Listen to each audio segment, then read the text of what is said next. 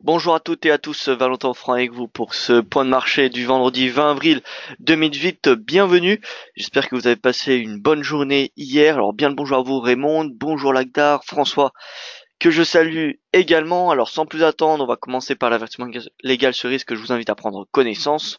Le trading avec effet levé amplifie toujours légal et pertes. Un compte risque limité prend un risque de perte du capital investi. L'investissement sur compte titre prend un risque de perte en capital. IG fournit exclusivement un service d'exécution d'ordre. Cette présentation est à titre indicatif et ne saurait être considérée comme un conseil ou une recommandation. Alors avant de poursuivre sur le webinaire, je vous rappelle qu'il y a une seconde enquête qui apparaît sur vos écrans normalement après la fin de chaque webinaire que je réalise. Donc cette enquête aura lieu donc jusqu'à jeudi de la semaine prochaine. Je vous invite à y répondre. Si vous avez déjà répondu, ce n'est pas c'est pas la peine d'y répondre à nouveau. Mais voilà, pour ceux qui ne l'ont pas fait, ça m'aiderait pour améliorer l'organisation et le contenu de ce point de marché. Alors bonjour à vous Gilles, son image ok, tout va bien, j'espère que vous aussi. Bien écoutez, oui, ça va très bien, merci. On est vendredi, il y a un beau soleil. Écoutez, c'est parfait. Que demander de plus? Donc au niveau du briefing de l'actualité, on a Wall Street qui a clôturé en légère baisse hier, principalement dû aux actions technologiques. La société Taiwan Semiconductor Manufacturing, qui est le plus grand fabricant de puces au monde, a révisé à la baisse ses prévisions de croissance de 10 à 15% pour cette année.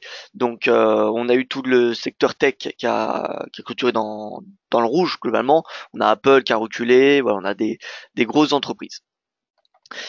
On a eu sinon les ventes au détail britanniques qui ont chuté au mois de mars en raison des températures anormalement basses. Donc qui dit température anormalement basse, qui dit consommateurs qui restent à leur domicile et donc vente d'essence en baisse.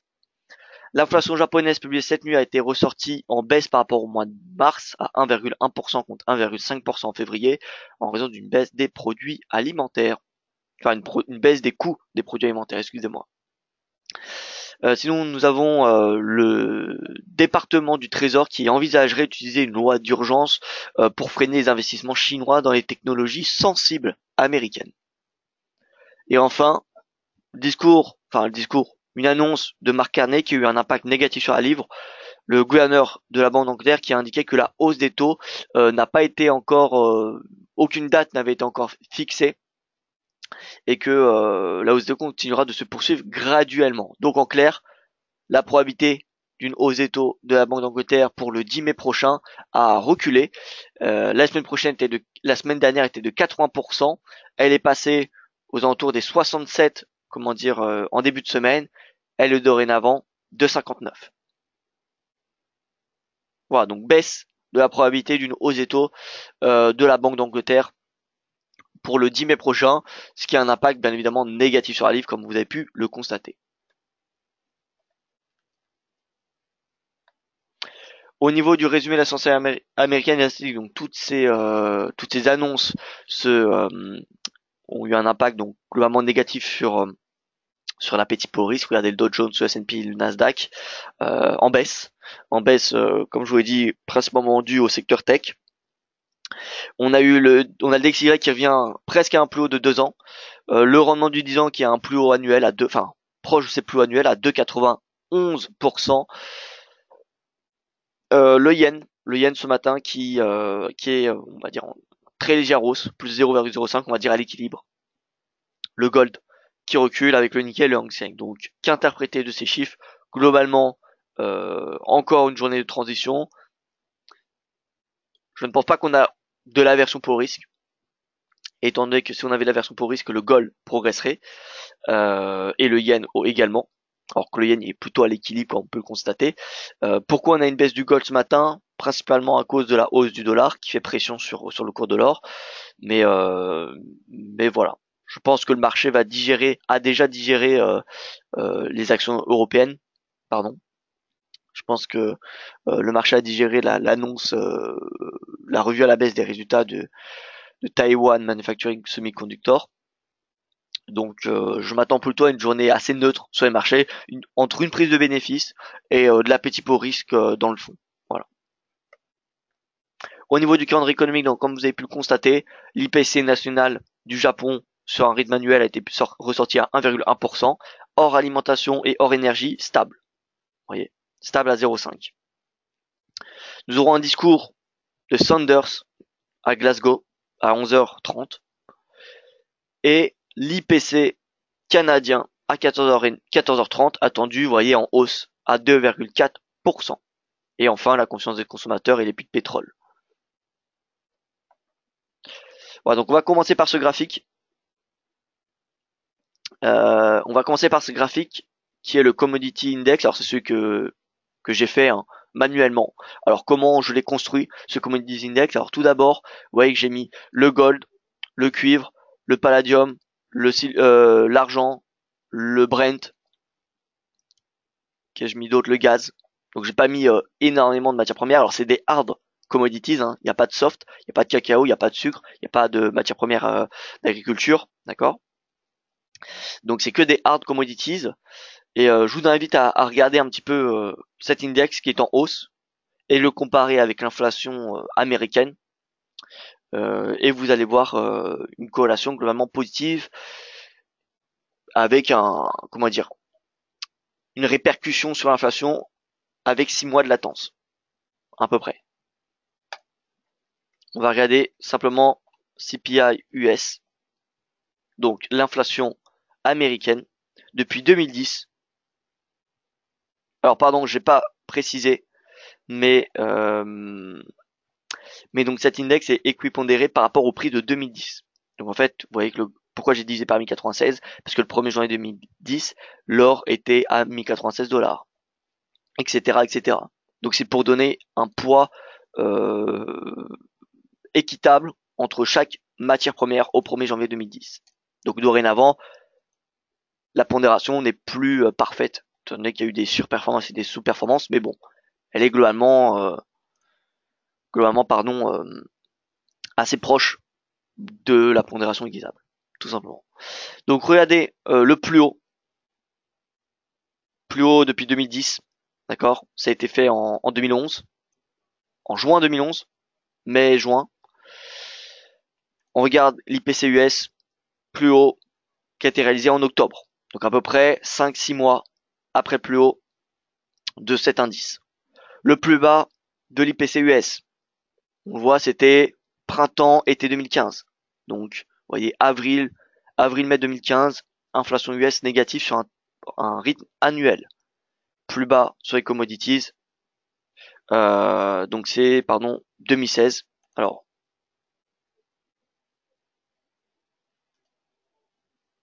normalement ça devrait être ici, étant donné qu'il y a 5 mois de différence à peu près.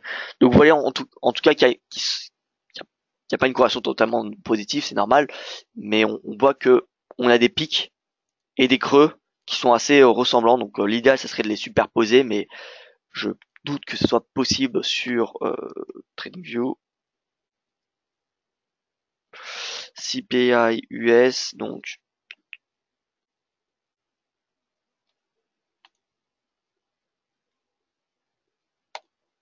USA Inflation. Non, donc ça c'est pas un rendement annuel, malheureusement. Donc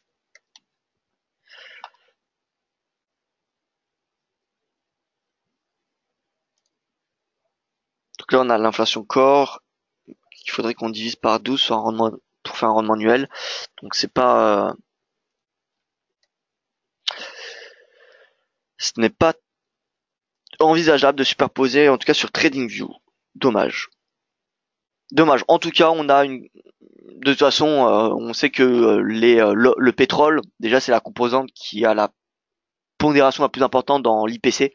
Donc forcément, si le pétrole est baissier, eh bien on aura une inflation qui aura tendance à être sous pression.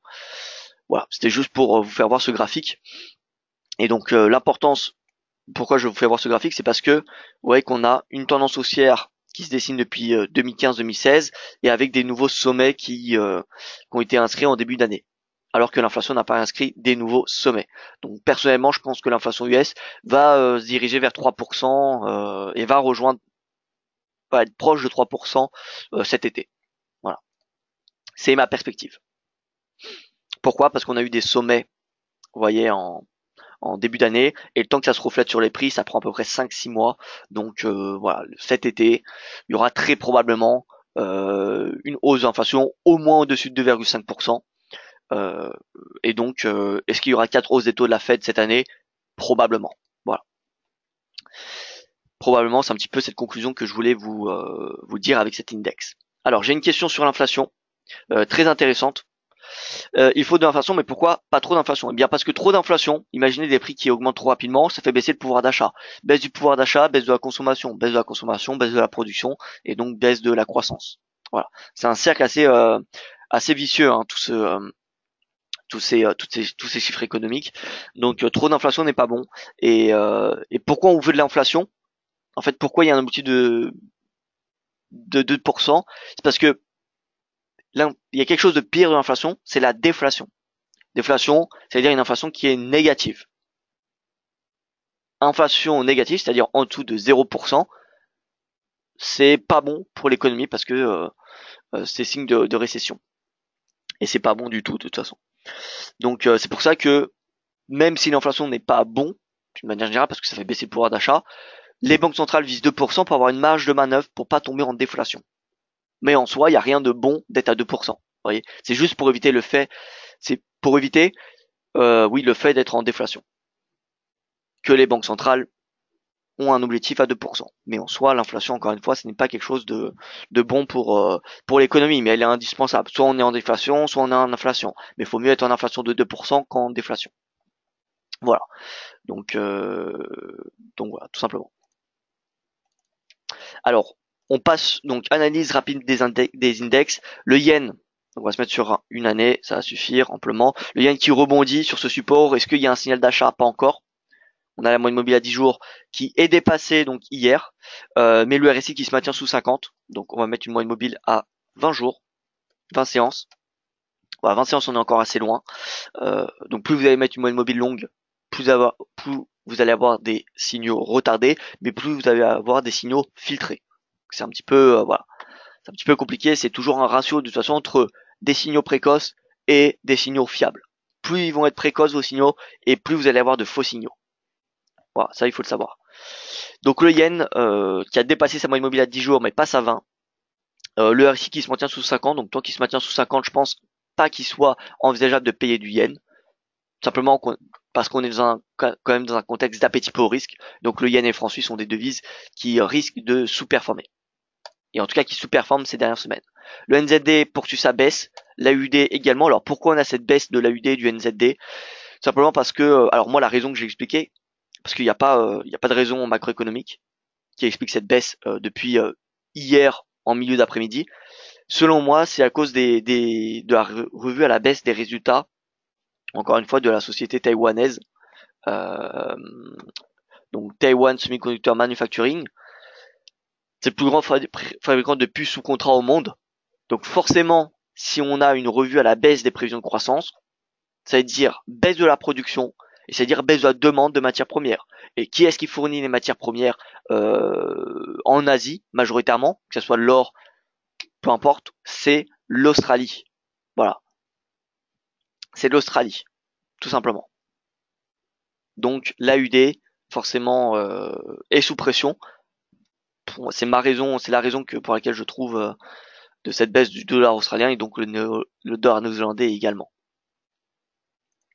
Voilà un petit peu. Maintenant, est-ce que ça met en cause la tendance haussière de l'AUD? Non. Non. L'euro est en hausse ce matin.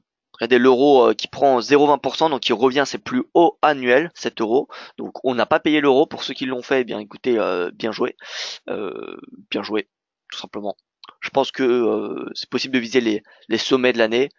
Plus haut, ça me semble compliqué, mais pourquoi pas. Voilà. En tout cas, tant qu'on n'a pas de retournement, ceux qui sont à l'achat peuvent maintenir leur position acheteuse. Le JBP recule. On commence à arriver près d'une zone de prix intéressante, comme vous pouvez constater. On a cette ligne à peu près médiane, hein. Elle est médiane de vue.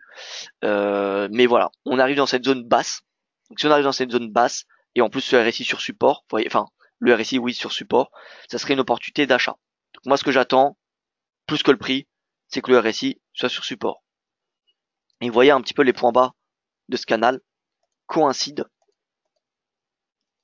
avec les points bas du RSI.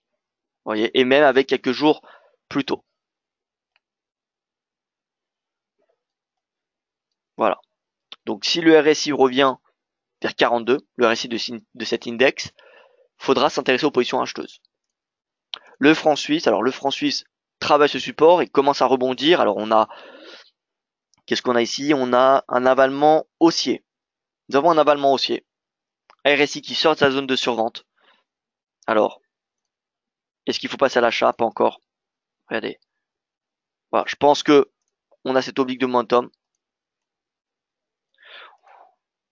Je pense que nous devons au minimum attendre le franchissement de cette oblique pour payer le franc suisse. Regardez, auparavant, dans l'historique. Alors je vous rappelle que c'est possible de faire du chartisme sur euh, sur les indicateurs, hein. Et surtout sur le RSI, c'est assez sur stochastique c'est assez compliqué. Mais vous voyez que sur ces types sur le RSI c'est assez simple quand même, hein. Voilà, donc on a des obliques.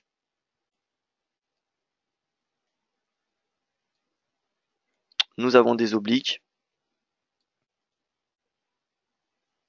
Et donc si elle est dépassée, on aura un signal d'achat. Maintenant, faut quand même constater que la moyenne mobile à 20 jours est assez loin.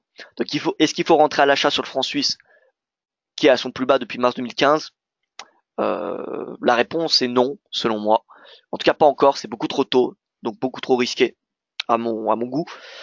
Maintenant, si la semaine prochaine le franc suisse dépasse la moyenne mobile à 20 jours et que le RSI franchit cette oblique, dans ce cas-là, oui, ça sera possible. Ce sera possible et on pourra s'attendre à un retracement de 50% de sa précédente tendance. Voilà. Donc ça donne une idée d'où le franc suisse pourrait rebondir. En clair, revenir à ses niveaux de fin mars. Le dollar rebondit. Il repasse au-dessus de sa moyenne mobile à 20 jours. Le RSI est au-dessus de 50. Donc voilà, on a eu un bond du dollar hier. Est-ce qu'il faut faire quelque chose? Nous allons voir dans un petit instant. Le CAD se stabilise sous ses sommets atteints en début de semaine. Le RSI qui est quand même assez élevé. Donc il est en territoire bullish. Mais bon, est-ce que il faut acheter le CAD maintenant? Je ne pense pas. Bien que le pétrole soit haussier, on a eu quand même une déception de la part de la BOC mercredi. Les chiffres canadiens cet après-midi pourraient changer la donne. Si on a par exemple une inflation qui est comme prévu, voire même au-delà des attentes, au-dessus des 2,4%, dans ce cas-là, ce sera possible d'acheter le dollar canadien parce que on aura une probabilité d'une hausse des taux de la Banque du Canada qui va augmenter et donc qui va naturellement soutenir le dollar CAD. Mais plus que l'inflation, je pense que ce qui pèse le plus sur la Banque du Canada en ce moment, c'est les renégociations du traité de l'ALENA. Et tant que nous n'aurons pas, de traité, d'accord, en tout cas de négociations qui seront proches d'un accord final, eh bien, la Banque du Canada devrait rester sur ses dernières décisions et ne pas procéder à de hausses des taux. Donc personnellement, la Banque du Canada, je reste plutôt neutre à court terme, tant que les négociations n'aboutissent pas à un accord. Vous restez positif sur l'AUD-NZD avec un objectif à 1,08 quand même. Oui, je reste haussier sur l'AUD-NZD et bien que l'AUD, vous voyez, baisse, il surperforme quand même le dollar néo-zélandais. Donc si vous regardez l'AUD-NZD, l'AUD-NZD il est haussier. Donc oui, moi je reste haussier sur l'AUD-NZD.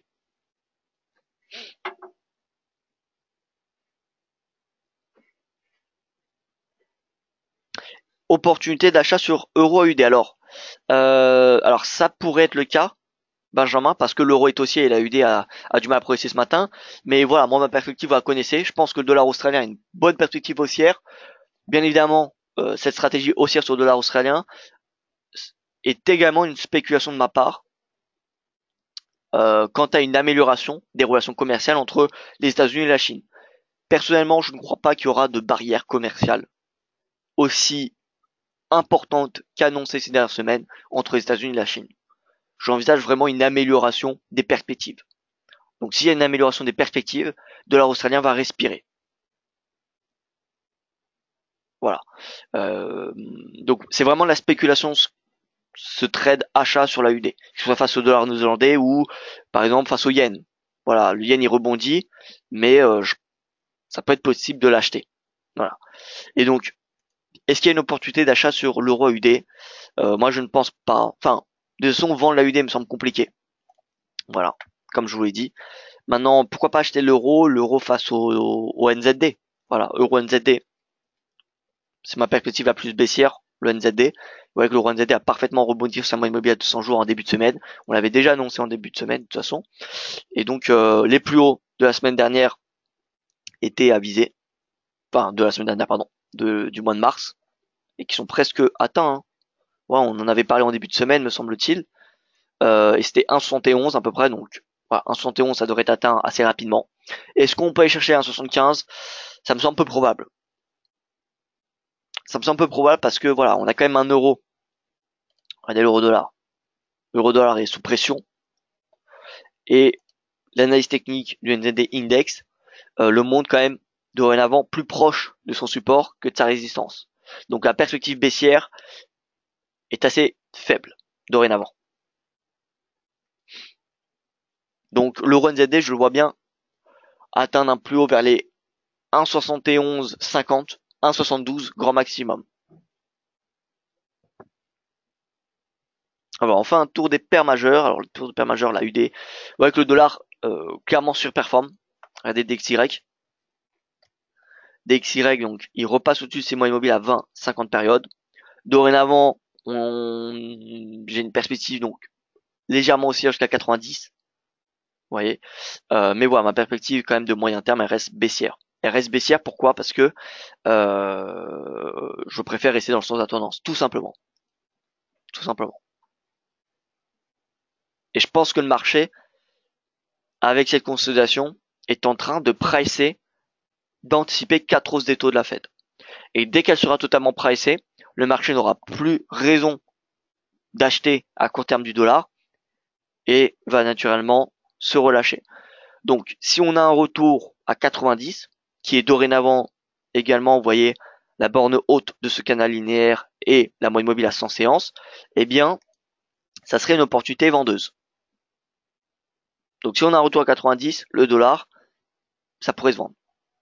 Donc, il faut comprendre que le dollar est aussi à court terme et donc fait pression sur toutes les devises majeures, que ce soit l'AUD, mais également l'euro. Vous voyez que l'euro qui revient sur cette oblique. Est-ce que c'est une opportunité? Je ne pense pas. Je ne pense pas parce que le dollar, il va probablement surperformer tant que le DXY n'a pas atteint 90 points. Le JBP est à 1,4050. Est-ce qu'il va revenir à 1,40? Oui. Est-ce qu'il faut acheter 1,40? C'est possible à moyen terme.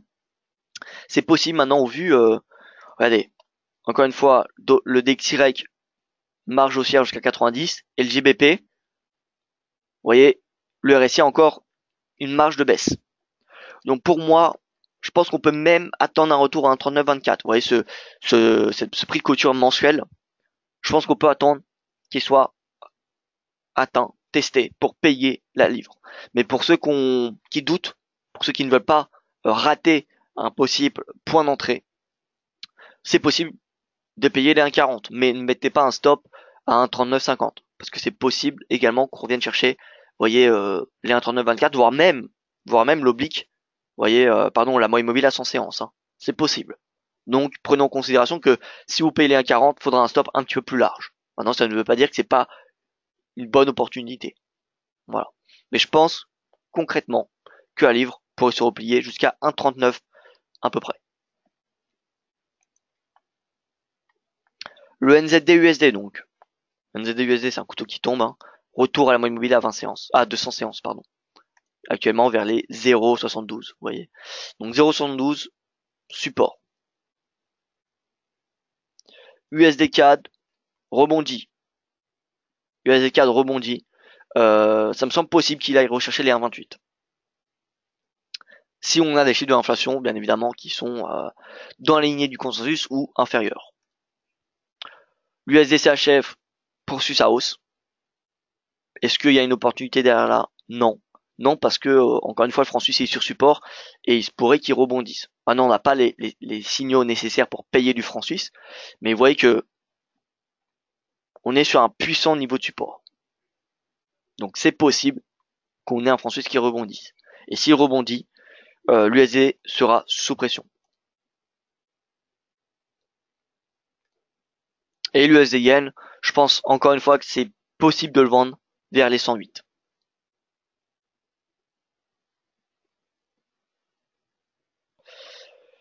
Voilà tout simplement pour les paires majeures. Alors j'ai des questions sur les paires croisées. GBP Yen, demande François. Alors GBP Yen. Alors encore une fois, moi j'ai du mal à payer le GBP même s'il est dans une tendance haussière dans le fond. Regardez, GBP, hein, encore une fois, on a une belle tendance haussière. Ça me semble, j'ai du mal à payer à ce niveau de prix. Ça me semble trop élevé, pour être honnête avec vous. Donc voilà, personnellement, je ne paierai pas la livre tant que le RSI ne rebondit pas proche de ce support. Voilà. Pour un moment, vous voyez qu'à court terme, ça fait quand même 3 séances consécutives que le pound est en baisse. Donc tant qu'il est en baisse, je ne m'intéresse pas aux positions acheteuses. Voilà. J'estime qu'il peut continuer à baisser. D'ailleurs, regardez, parmi toutes les devises européennes, c'est la livre qui est la seule baissière. Même l'USD, le CAD sont haussiers. Vous voyez. Et à noter que, alors que le yen était à la hausse au début de ce webinaire, en hausse, vous voyez, timide, hein, de plus 0,07%, il me semble, bien dorénavant, il est neutre. Donc on a, voilà, un yen qui est vendu et finalement, probablement de l'appétit pour risque qui revient ce matin. Donc voilà, GBP yen, même si le yen, vous voyez, il rebondit, mais que la tendance elle est encore baissière, payer le GBP yen me semble pas une bonne opportunité. Là, le vendre, non plus. Non plus parce que, voilà, quand même, la livre, c'est la devise qui s'est la plus appréciée depuis le début de l'année. D'accord? C'est la devise qui s'est la plus appréciée depuis le début de l'année. Donc, la tendance est clairement haussière. Le momentum est haussier. Donc, ça me semble compliqué de vendre le GBP yen. Si je devais tracer une oblique, vous voyez, une oblique support, je tracerai celle-ci. Elle vient chercher tous les points bas depuis la fin février. Et vous voyez que là, on est sur un niveau de support. Non seulement cette oblique, mais également 50% de retracement de cette tendance. Donc, vous voyez, pullback. Mais aussi la moyenne mobile à 100 et 20 séances. Donc là, on a un puissant niveau de support. 100,80, 150,80, c'est un puissant niveau de support. Donc voilà, je suis un peu mitigé sur le GBP Yen. Honnêtement, payer la livre, encore une fois, au vu de l'index, ça me semble compliqué. Mais en même temps, le vendre, étant donné que c'est la devise qui s'est la plus appréciée depuis le début de l'année, la tendance est haussière. Donc vendre une tendance haussière, c'est assez risqué. Donc ce matin, personnellement, je pense que le dollar devrait continuer à progresser. Le dollar, le CAD avec une inflation qui est attendue en hausse, et voilà, tout simplement. Et on voit l'euro, c'est possible également de se positionner à l'achat. Donc par exemple l'euro NZD jusqu'à 1,7150 à court terme, c'est possible. L'euro yen, c'est possible de payer, je pense. Ah, très intéressant. Consolidation entre la moyenne mobile à 200 et 100 séances. Donc en intraday, vous voyez qu'il y a un range trading. Possible de payer 132,25, 132,30 pardon, pour prendre des bénéfices à 133. Voilà. Donc vraiment, ça c'est une stratégie de très très court terme. Et enfin la UDNZD, encore une fois, je reste haussier sur la UDNZD. Pour ceux qui sont rentrés à l'achat le lundi, donc lundi, vous voyez que c'était quand même assez bas. Je pense que c'est possible de remonter son stop en dessous du précédent, de remonter son stop à son prix d'entrée pour au moins éliminer le risque de perdre de l'argent sur ce trade. Le RSI est dorénavant au-dessus de 50, on est au-dessus de la moyenne mobile à 20 séances. Davantage de conviction haussière sera donné en cas de dépassement de la moyenne mobile à 50 séances. Si le cours dépasse la moyenne mobile à 50 séances, ça renforcerait l'opinion. Et la stratégie, pardon. Maintenant, au vu du momentum, regardez. Quand on dézoome, le momentum est très important, donc c'est normal. C'est normal que on vienne pas chez les 1,08 en un claquement de doigts. Voilà. Nous sommes déjà, donc on est rentré à l'achat début du mois de lundi, hein. Quand même 100 pips de gain depuis le début de la semaine sur ce trade. Voilà. Je passe au marché actions. Donc les marchés actions. Donc le CAC qui se maintient au-dessus de ses sommets depuis le flash crash. Par contre le DAX, ouais, qui n'a pas confirmé. Et hier, il a échoué sous cette résistance. Donc le signal haussier du CAC qui avait été donné mercredi n'est pas confirmé par le DAX. Ce qui veut dire que ce n'est pas possible d'exploiter ce signal jusqu'à 5500 points. Ou en tout cas, c'est trop risqué, à mon goût. Maintenant, ça ne veut pas dire que les indices sont baissiers. Ils sont clairement haussiers. Donc le DAX se paye à 12 500 points. On a également une oblique qu'on peut tracer, vous voyez, qui vient chercher ces deux plus bas. Voire même, vous voyez, on a cette oblique, donc aux alentours des 12 500, ça peut être possible de le payer. Et le RSI également, regardez. Le RSI, support de momentum. L'Eurostock c'est pareil. Bon, il a confirmé comme le CAC parce que le CAC, vous savez, certaines actions, les entreprises françaises qui sont cotées dans l'Eurostox et dans le CAC sont les plus importantes. Sont plus importantes que ceux du DAX ou de n'importe quel pays de la zone euro. Bon, donc forcément le CAC a plus de poids sur l'Eurostox que le DAX. Donc il a également émis un signal haussier mercredi. Mais étant donné que le DAX n'a pas confirmé, ça me semble compliqué de passer long jusqu'à 5500 sur le CAC ou jusqu'à 3600 sur l'Eurostox. Donc l'Eurostox peut se payer en cas de retour vers les 3465. Qu'est-ce que c'est 3465? C'est tout simplement le bas du gap du flash crash. Enfin, over weekend après le flash crash. D'accord? Donc voilà, ce niveau de support, ça me semble possible de le payer.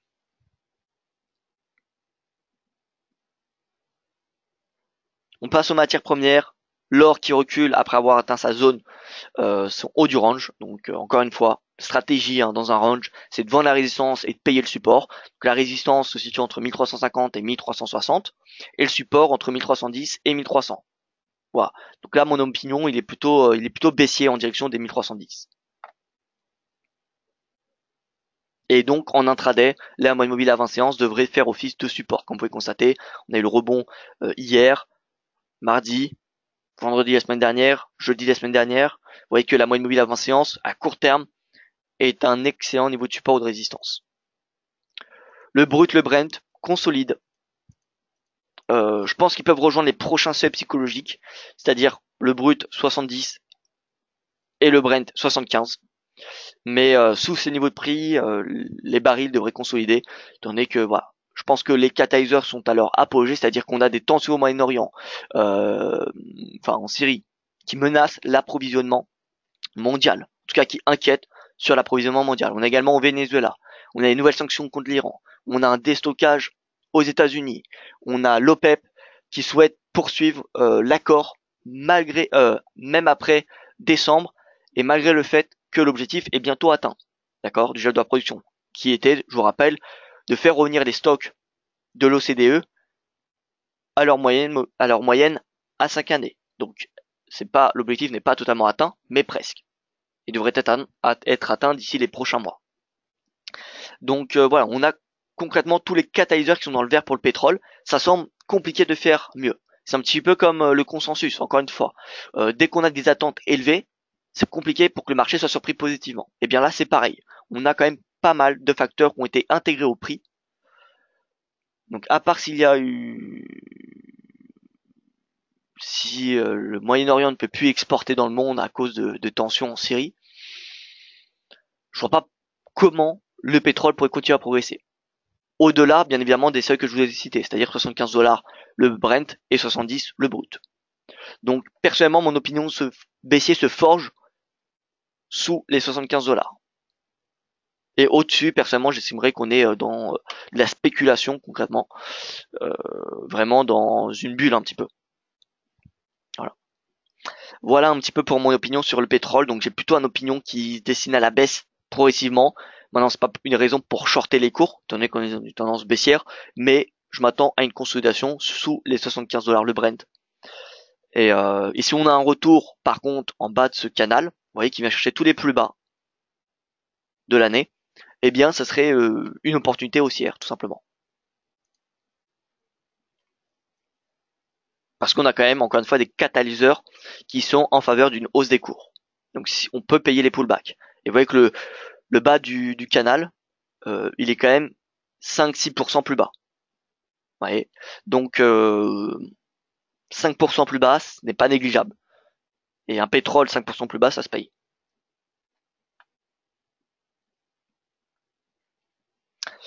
Voilà donc pour le point de marché du jour. Alors, est-ce qu'il y a une stratégie intraday? Alors, je viens de réfléchir, mais CAD NZD, pourquoi pas? Si NZD CAD, pardon, si on a une hausse de l'inflation au Canada, ça devrait soutenir la baisse du NZD CAD. Là, on peut voir que depuis, regardez la listing, comment elle est assez propre sur le NZD CAD, le canal haussier, la divergence baissière qui se forme, un signal baissier qui est donné lorsque le RSI franchit 50. Un petit peu avant, on avait la moyenne mobile à 20 jours qui avait été dépassée. Un petit peu après le signal du RSI, on avait la sortie du canal. Donc c'était possible de vendre concrètement aux alentours du début avril. On ne l'a pas fait. Hein. Alors, on l'a pas fait, me semble-t-il. Hein. On avait quand même un objectif baissier sur le NZD4. Hein. Fallait être patient. Oui, on avait un objectif baissier sur le NZD4, je me souviens, parce que je l'avais vendu. Et au final, j'avais pas été suffisamment patient, donc j'ai attendu que le prix revienne au point d'entrée pour clôturer. Donc j'avais clôturé en neutre, sans profit, sans perte. Et finalement, vous voyez, j'aurais dû garder la position vendeuse sur la NZD CAD. L'objectif, c'était un retour, il me semble, à 0,91. Faudrait que je vérifie. Donc toujours d'actualité, hein, cette baisse du NZD CAD. Étant donné que le NZD a encore une marge de baisse. Et le CAD, certes, il ne progresse plus, mais il reste à ses sommets, à ses récents sommets. Et tant qu'on n'a pas de sommet et de creux de plus en plus bas sur le CAD index, ce n'est pas techniquement possible de le vendre. Voilà. Donc, dans le fond, le NZD CAD devrait continuer à sous-performer.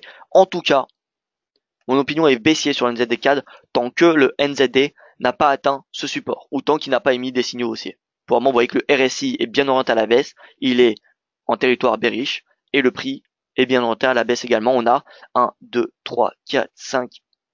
Le cours, enfin le marché vend pour la 6e séance consécutive le dollar néo-zélandais. Voilà, donc on a un puissant momentum baissier. Donc le NZD CAD, les 0,91, toujours pour ceux qui sont toujours à la vente, ça semble possible de garder cet objectif. Et voilà, écoutez, hein, sinon à part le NZD CAD, eh bien, il n'y a rien d'autre à rajouter, hein, selon moi. Les cryptos qui superforment, alors le Ripple, regardez le XRP, plus 11%. Plus 11%, par contre les majeurs, si vous regardez le Bitcoin teste toujours cette oblique, alors là c'est très important, on est sur un timing qui se resserre et qui est très très important parce que c'est le Bitcoin en train de tester cette oblique baissière qui achète tous les points hauts depuis ses sommets. Vous voyez, et donc si on a un franchissement de cette oblique, le marché va l'apercevoir et donc on aura beaucoup de positions acheteuses, probablement. Voilà. Il y a de fortes chances. Et à l'inverse, si on a un avalement baissier sous cette oblique, ça sera un puissant signal baissier. L'Ether, c'est pareil. Regardez l'Ether. Tous les plus hauts depuis le début de l'année. Le cours qui est en train de tester. Donc voilà. Bitcoin, Ethereum, j'insiste sur le fait qu'il faut des signaux qui convergent dans la même direction. C'est-à-dire que si le Bitcoin franchit son oblique mais pas l'Ethereum, encore une fois, la connexion sera haussière mais avec un doute un peu plus important. Alors que si demain on a le Bitcoin et l'Ethereum qui franchissent tous les deux leur oblique, cette oblique baissière, ça émettra des puissants signaux haussiers sur les cryptos.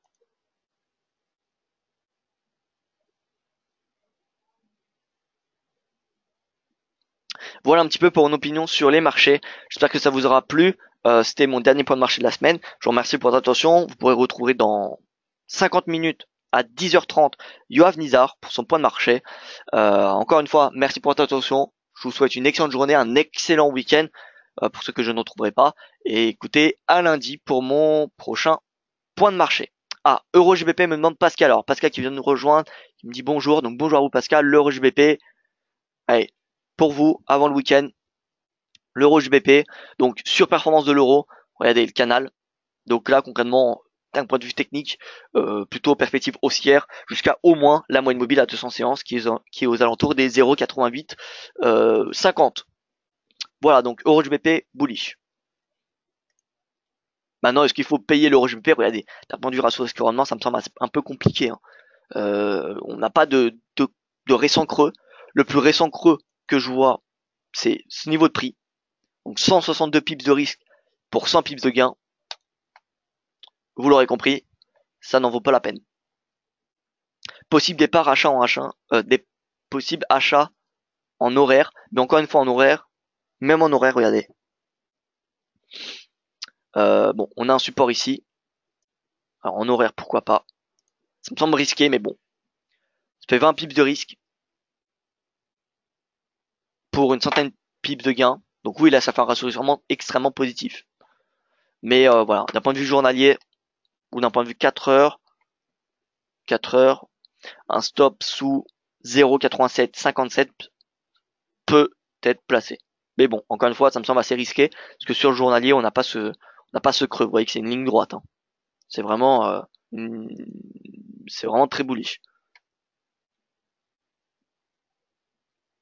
Voilà un petit peu pour l'euro GBP.